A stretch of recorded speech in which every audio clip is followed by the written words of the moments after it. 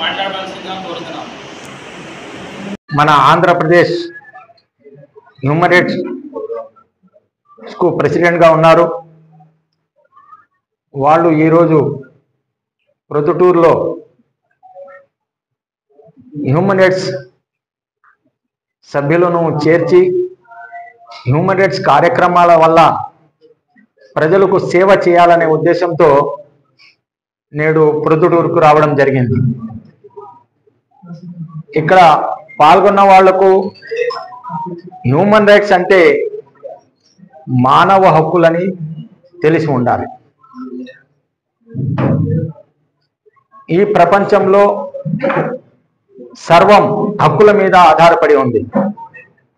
హక్కులను గౌరవించినప్పుడే ఆ ఆదరణ, గౌరవము, మర్యాద, వాళ్ళకు లభించాల్సిన హోదా అవన్నీ లభిస్తూ ఉంటాయి. ఇక్కడ మానవ హక్కుల ఉల్లంఘనలు అనేది అడుగడుగున జరుగుతూ ఉంటుంది. అది ముఖ్యంగా ఎవరి వల్ల జరుగుతుందంటే, ఒకటి దుండగుల వల్ల, నేరస్తుల వల్ల, అన్యాయం చేసే వాళ్ళ వల్ల, బలవంతుల వల్ల, కొన్ని అగ్రకుల నాయకులు కూడా ఈ మానవ హక్కులను ఉల్లంఘన చేస్తూ ఉంటారు. ఇంకా ప్రభుత్వం వైపు నుంచి చూస్తే మానవ హక్కుల ఉల్లంఘన అనేది రెవెన్యూ డిపార్ట్మెంటు, ఆ తర్వాత పోలీసు వ్యవస్థ ఈ ఉల్లంఘనలను కొనసాగిస్తూ ఉంటుంది. వాళ్ళు కేవలము ప్రజలకు సేవ చేయడానికి అక్కడ నియుక్తి చేయబడ్డారు తప్ప వాళ్ళు అధికారం చలాయించడానికి కాదు. ప్రస్తుతం ఏం జరుగుతా ఉందంటే, ప్రతి ఒక్కరూ అధికారం చలాయించాలా, చిన్న హోదా అయినా పెద్ద హోదా అయినా మనము ఏం చేస్తున్నాము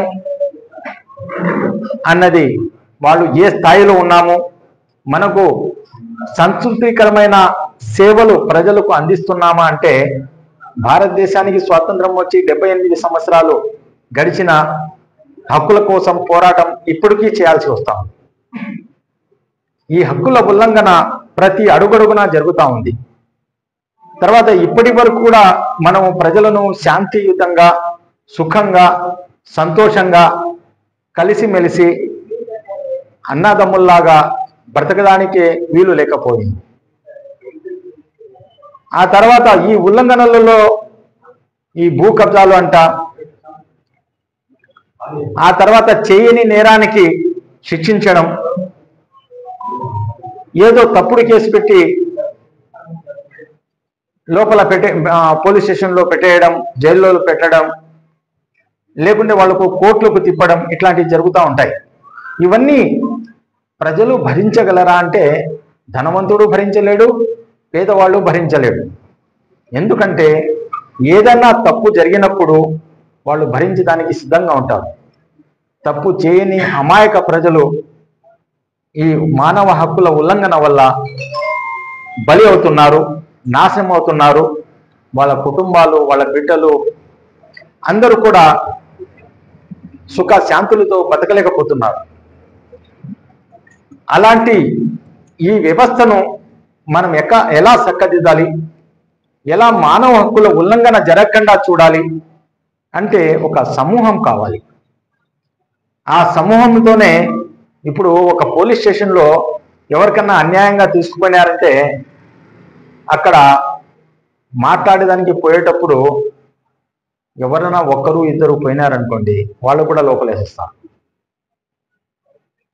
ఇప్పుడు కడాకు మనం చూస్తున్నాం, ఒకవేళ వాళ్ళు పత్రికా విలేకరులు కానీ, టీవీ విలేకరులు కానీ, ఇలాంటి వాళ్ళని కూడా బెదిరించడం జరుగుతూ ఉంది. దానికి ఎంత, వాళ్ళు వచ్చింది సేవకులు అంటే ప్రజలకు సేవ చేయడానికి వాళ్ళకు వచ్చారు తప్ప ప్రజలకు ఇబ్బంది పెట్టడానికి రాలేదు. కానీ ఇప్పుడంతా వ్యతిరేకంగా జరుగుతూ ఉంది. వీళ్ళందరినీ మనము డబ్బులు ఇచ్చి, మన ట్యాక్స్ డబ్బులు కట్టి మనకు వ్యతిరేకంగా పనిచేయడానికి మనం డబ్బులు ఇచ్చి మనము నియమించుకున్నట్లు ఉంది. కాబట్టి ఇక్కడ మీరు ఈ మానవ హక్కుల సంఘంలో సభ్యత్వం పొందిన తర్వాత మీరు కూడా మానవ హక్కులు అంటే ఏంటి మనము మొట్టమొదట తెలుసుకోవాలి. ఆ తర్వాత మన చుట్టుపక్కల కానీ ఏవైనా అమాయక ప్రజలకు కానీ ఏదన్నా మానవ ఉల్లంఘన జరిగినప్పుడు మనం ఏ విధంగా తోడ్పాటు అందించగలం అనేది ఆలోచించాలి. మీరే ఈ విధంగా మానవ హక్కుల గురించి తెలుసుకోకపోతే మీరు ఇతరులకు సహాయం అనేది చేయలేరు. ఎవరితో మాట్లాడాలన్నా చేయాలన్నా కూడా మీకు లీగల్ నాలెడ్జ్ అనేది చాలా అవసరం. ఎందుకంటే ఇప్పుడు చూడండి, ఐఏఎస్ ఐపీఎస్ ఆఫీసర్లు ఎవరన్నా కూర్చుంటే గన ఎగ్జామ్కు వాళ్లకు మన రాజ్యాంగాన్ని గురించి తెలుపుతారు. రాజ్యాంగంలో మానవ హక్కుల గురించి ఉంది, కానీ అదే మనం చదువుకునేటప్పుడు క్లాసులలో వాళ్లకు ఆ పాఠాలుగా పెట్టడం లేదు. వాళ్ళు చట్టాల మీద నియమాల మీద ఏమీ తెలియదు. నేను ఒక హైకోర్టు లాయర్గా నేను చూస్తున్నాను, గమనిస్తున్నాను. ఎంతోమంది అమాయక ప్రజలకు పబ్లిక్ ప్రాసిక్యూటర్ ఉంటారు. ప్రపంచంలో ఒక మసీదు, ఒక దేవాలయము, ఒక చర్చి కంటే ఒక గొప్ప న్యాయస్థానమే గొప్ప, ఇక్కడ అందరికీ న్యాయం లభిస్తుంది అని చాలా పవిత్రంగా భావించాను. కానీ అక్కడ పోయినప్పుడు అడుగడుగునా నేను న్యాయస్థానాల్లో అవినీతిని చూశాను. కానీ అరికట్టగలుగుతున్నామా? నా పవర్ సరిపోతుందా? సరిపోదు. అందుకోసం ప్రజలందరూ కూడా న్యాయం కోసం పోరాటం చేయాలి, తమ హక్కుల కోసం పోరాటం చేయాలి. అప్పుడే వాళ్ళ హక్కులను పొందగలరు. అదేవిధంగా ఇప్పుడు ఎవరి భూమి ఖాళీగా ఉన్నా కూడా వేరే వాళ్ళు కబ్జా చేసేస్తున్నారు. భూమి అన్నది ప్రాణం అన్నది రెండు ఒకటే. ఇక్కడ భూమి లేకపోతే బ్రతకలేదు. ఎందుకంటే ప్రతి పంట, ధాన్యాలు ఇవన్నీ అక్కడి నుంచే రావాలి. అవి ఉంటే కన్నా వాడు ధనవంతుడు. అంటే కనీసం నేను నా పొలంలో పండించుకొని నేను తింటాను ఉంటాను.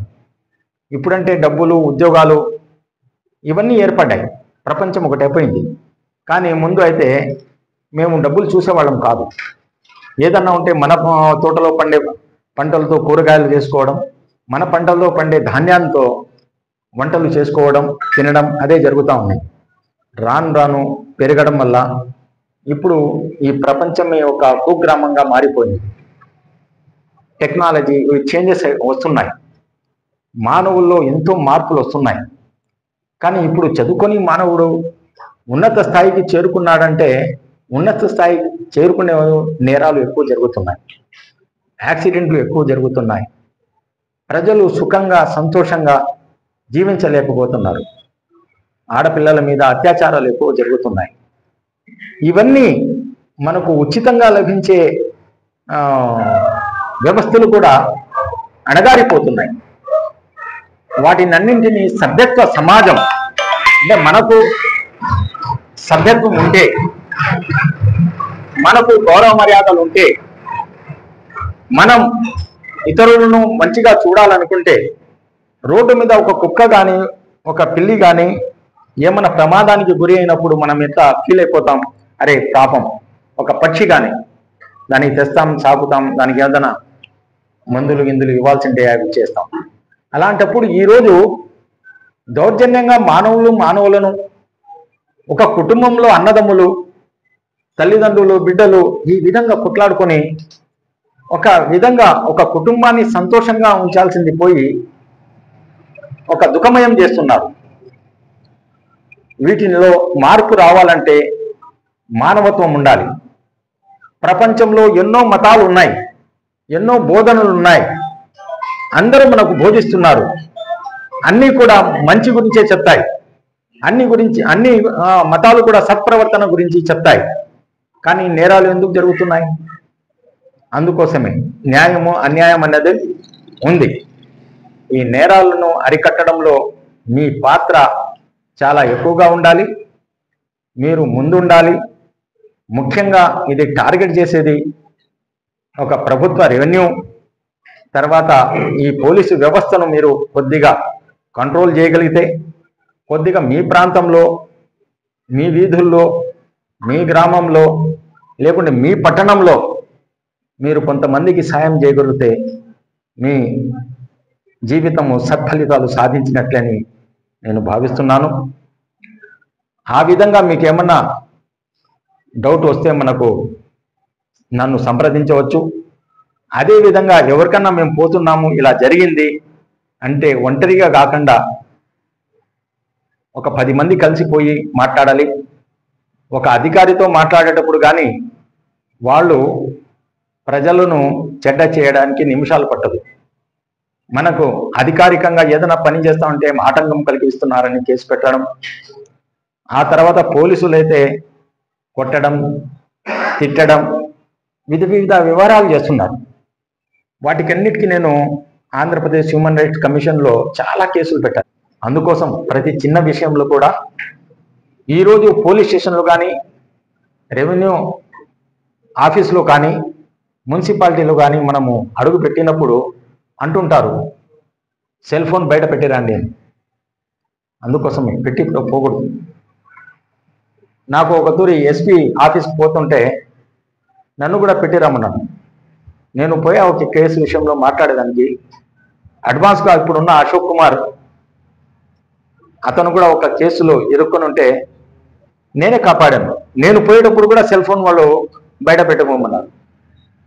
అప్పుడు నేను సెల్ ఫోన్ పెట్టి నాకు కలవాల్సిన అవసరం ఉంటాను లేదు అని నేను పంపించాలకు మళ్ళా నేను అతనితో పోయి సెల్ ఫోన్తోనే పోయడం, సెల్ ఫోన్తోనే సెల్ఫీ ఫోటో తీసుకొని రావడం జరిగింది. ఎందుకంటే నేరస్తులు అనేది ప్రజలు కాదు, నేరస్తులు అన్నది ఎవరు? ఇప్పుడు అధికారం చలాయిస్తున్న అధికారులు నేరస్తులు. వాళ్ళు తప్పు చేయకపోతే నువ్వు వీడియో తీస్తే ఏమి, సినిమా తీస్తే ఏమి, నీకు వచ్చింది ఏమున్నది? కానీ వాళ్ళు తప్పు చేస్తారని వాళ్ళు తిట్టడం, కొట్టడం, హింసించడం, తప్పుడు కేసులు బనాయించడం ఈ మధ్య చాలా పెరిగిపోయింది. తర్వాత కేసు అంటే కౌంటర్ కేసు. ఎవరైతే ముందుగానే కొట్టారో చేస్తారో మళ్ళా పోయి వాళ్ళే ముందు కేసు పెట్టింటారు. ఇలాంటి సంఘటనలన్నీ కూడా మనం చూడాలా. అదేవిధంగా కోర్టులో పోయినప్పుడు ఇలాంటి కేసులు ఉండరాదు. నెక్స్ట్ జైళ్లలో ఏ నేరం చేయని వాళ్ళు ఎక్కువ మంది హింసకు గురి అయ్యి వాళ్ళు నేరం చేయకపోయినా కూడా జైళ్లలో ఉండడం జరుగుతూ ఉంది. ఆ తర్వాత వాళ్ళకు ఎందుకు పట్టుకుపోతున్నారు, ఎప్పుడు పట్టుకుపోతున్నారు, వాళ్ళ బంధువులు మిత్రులు కూడా ఆ విషయం తెలియకపోవడం, ఇలాంటి చాలా రహస్యాలుగా ఉండిపోతున్నాయి. వీటినన్నింటినీ మేము నిశ్చితంగా గమనించి ఒక మానవ హక్కుల సంఘం ఉన్నది కాబట్టి మానవ హక్కుల సంఘం ద్వారా మీరు మంచిగా పనిచేస్తున్నట్లయితే, ప్రజలకు తమ ఇబ్బందుల నుంచి తమ కష్టాల నుండి తప్పించడానికి పనిచేసినట్లయితే మీకు కూడా మంచి గౌరవం, మర్యాదలు, ఆ తర్వాత ధనం కూడా లభిస్తుంది. చాలా మంది మనం మానవ హక్కుల్లో పని చేసినప్పుడు మనం నయా పైసా డబ్బులు అడగకపోయినా కూడా వాళ్ళు ఇచ్చిన రోజులు ఉన్నాయి. అలాంటప్పుడు మనం ఏం చేస్తామంటే అదే డబ్బు ఎవరన్నా ఉన్నవాళ్ళు ఇస్తే గన లేని వాళ్ళ కోసం ఖర్చు పెట్టచ్చు. ఇలా తప్పుడు కేసుల్లో ఇరుక్కున్న వాళ్ళని మనం బెయిల్ ద్వారా బయటికి తీయడం కానీ, ఆ కేసులు కొట్టించడం కానీ, తర్వాత వాళ్ళ కుటుంబం ఏ విధంగా, ఎందుకంటే కుటుంబంలో సంపాదించే వాళ్ళు కొందరే ఉంటారు, ఒక్కొక్కప్పుడు ఒకరే ఉంటారు. అక్కడ 5 మందో 10 మందో 2 3 తినేవాళ్ళు ఉంటారు. కానీ వాళ్ళు పోయి సంపాదించలేరు కదా.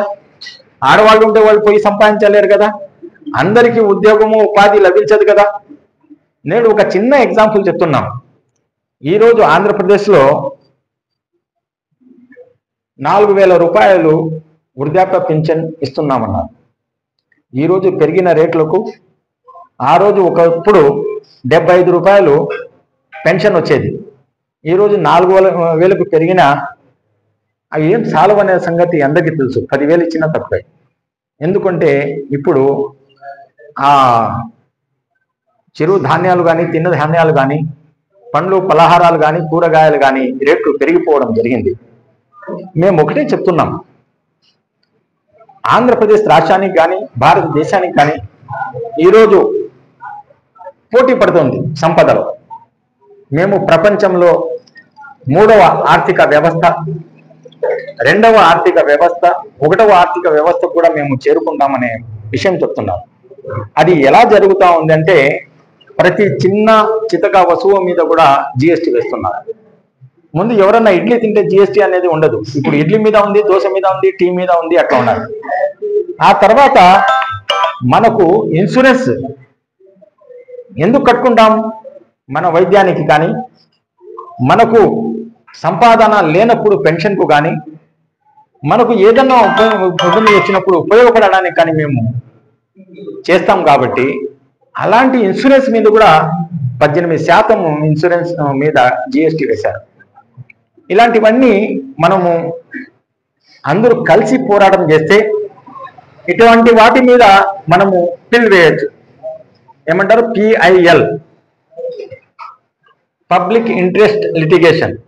అంటే సమాజంలో ఉండే వాళ్లకు ఇబ్బంది కలుగుతూ ఉంటే గన వాళ్ళ ప్రయోజనం కోసము ఈ ఇన్సూరెన్స్ లో 18% జిఎస్టీ వేయరాదని చెప్పి కోర్టు ఇస్తే గన అవి తొలగిస్తారు. దాని మీద పెద్ద పోరాటం చేసిన తర్వాత ఒక 12% తగ్గించారు. కానీ మళ్ళా ఇప్పుడిప్పుడే నేను తెలుసుకోవడం ఏంటంటే మనతో పాటు గౌస్ గారు వచ్చారు. వాళ్ళు ఇన్సూరెన్స్ లో పని చేస్తున్నారు. లేదు, ఫస్ట్ ప్రీమియంకు 18% ఇప్పటికీ తీసుకుంటున్నారు, సెకండ్ ఇయర్ నుంచి అయితే కన్నా 12% తీసుకుంటున్నారంటే అది కూడా చాలా ఎక్కువ. జీతం ఇవ్వకపోవచ్చు, కానీ మనం చేసే పనులకు గౌరవ మర్యాదలే పెరగడం కాదు. ఆ తర్వాత భవిష్యత్తులో ప్రజాప్రతినిధులు కూడా కావచ్చు. అంటే కార్పొరేటర్గా కానీ, ఎమ్మెల్యేగా కానీ, ఎంపీగా కానీ, ఇవన్నీ ఇప్పుడు ఇవన్నీ చేసేటప్పుడు ఏం చేస్తున్నారంటే ఎప్పుడే కానీ డాక్టర్ బిఆర్ అంబేద్కర్ గారు ఒకటే ఆలోచించారు. ఇప్పుడు మోదీ గారి ఒక క్యూలో నిలబడ్డారు ఓటు తీసుకొని, అతనికి 10 ఓట్లు కానీ 100 ఓట్లు వాల్యూ ఏం లేదు. అతనికి కూడా ఒకటే ఓటు విలువ ఉంది. ఒక పేదవానికి కూడా ఒకటే విలువ ఉంది. సమాజంలో అణగారిన వర్గాలు, పేదలు అధిక ఓట్లు, అధిక జనాభా కలిగి ఉన్నారు. వాళ్ళకు ఉన్నంత వాల్యూ వాస్తవానికి చెప్తే వాళ్ళకే తెలియదు. కానీ వాళ్ళు కూడా వాళ్ళ సమాజం నుండి వాళ్ళ చదువుకున్న బిడ్డలను ఎన్నుకున్నట్లయితే ఈ అధికారం వాళ్ళ చేతికి వస్తే గన ఈ ఉపాధి, ఉద్యోగాలు అనేది బాగా లభిస్తాయి. ఇప్పుడు ఆ డబ్బంతా అవినీతికి మళ్ళిస్తున్నారు. ఆ డబ్బంతా అవినీతికి కోటాను కోట్లు జమ అవుతా ఉంది అవినీతి. కానీ అదే చదువుకున్న బిడ్డలకు ఉద్యోగాలు లేకుండా పోతున్నాయి. వాళ్ళు ఆత్మహత్య చేసుకునే పరిస్థితులు ఏర్పడుతున్నాయి. మానవ హక్కులు అంటే మనం కాపాడాలి కదా వాళ్ళ ఆత్మహత్యలు ఎందుకు చేసుకోవాలి? ఆత్మహత్యలు చేసుకోవడానికి నీకు హక్కు ఎవరిచ్చారు? నీ అంతకు నువ్వు ఆత్మహత్య చేసుకుంటానంటే అది సమ్మతమా? ఎందుకంటే ప్రాణం ఇచ్చినవాడు ప్రాణం నేను తీసుకుంటాను అని చెప్పలేదు కదా. ఏ అల్లా కానీ ఏ దేవుడు కానీ నీ ప్రాణం నాకు ఇచ్చే అని చెప్పలేదు కదా. కష్టాలు ఉంటాయి. మనిషి పుట్టిన తర్వాత జీవితమే ఒక పోరాటం. కాబట్టి ఈ పోరాటంలో మేము ఈ పెన్షన్లు 4000 ఇవ్వడం కంటే మీరు గన వాళ్ళ బిడ్డలకు ఉద్యోగాలు కూడా ఇచ్చినట్లయితే గన ఆ పెన్షన్ అవసరం లేదు. వాళ్ళు 1,00,000 రూపాయలు సంపాదించేవాడు తమ తల్లిదండ్రులను చూసుకుంటారు. ఇలాంటి పరిస్థితి ఉంది. కాబట్టి సమాజంలో మీరు మానవ హక్కుల సంఘంలో చేరిన తర్వాత కొద్దిగా దీనిలో తరబీదు పొంది కొద్దిగా జ్ఞానం సంపాదించి మంచిగా ప్రొద్దుటూరు పట్టణంలో పని చేసినట్లయితే కనుక చాలా సమస్యలకు పరిష్కారం కావచ్చు. దానివల్ల పేద ప్రజలు, అణగారిన ప్రజలు, శక్తిహీనులు, బలహీనులు, జ్ఞానహీనులందరూ కూడా బాగుపడతారు. కాబట్టి మీకు మా సహకారం ఉంటుంది. మీరు అడ్వైస్ తీసుకొని అలాంటి పనులు చేస్తూ ఈ సమాజాన్ని మార్పుకు, మంచికి, శాంతియుతంగా బ్రతకడానికి కృషి చేయాలని విన్నవిస్తూ ఈ అవకాశం ఇచ్చినందుకు మీకందరికీ ధన్యవాదాలు తెలియజేస్తూ ముగిస్తున్నాను.